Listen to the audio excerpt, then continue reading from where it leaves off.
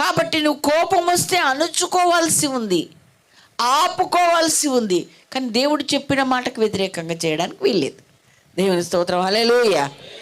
బూతులు మాట్లాడొద్దు అన్నాడు దేవుడు. నాకు కోపం వచ్చిందని అనేసానండి, మరి ఏం చేయమంటారు అంటారా? నో.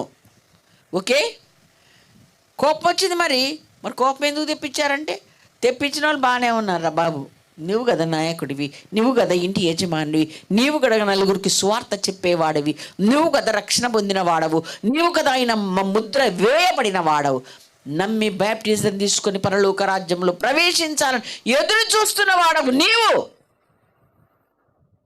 నువ్వే అసలుకు పోతే ఇంకేం లాభం?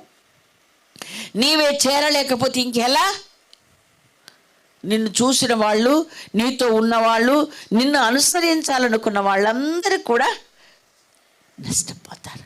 కనుక దేవుడు చెప్తూ ఉన్నాడు, నీవే విధంగా ఆయన ప్రతినిధిగా భూమి మీద బతుకుతున్నావు. మోషే దేవునికి ప్రతినిధిగా, ప్రజలకు దేవునికి మధ్యవర్తిగా ఉండి ఎంత కార్యాలు చేసి ఫరో దృష్టికి, ఇశ్రాయేళ్ల దృష్టికి, ఆయన సేవకుల దృష్టికి ఎంతో గొప్పవాడుగా పేరు తెచ్చుకున్నాడు.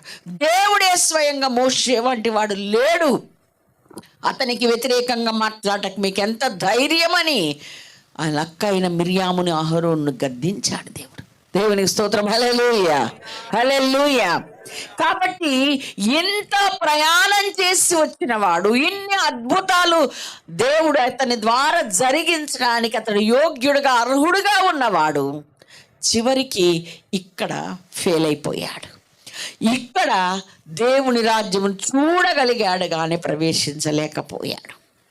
ఓకే, కాబట్టి మనం ఎంత దూరంలో ఉన్నాం, మన స్థితి ఎలా ఉంది ఒకసారి జ్ఞాపకం చేసుకో.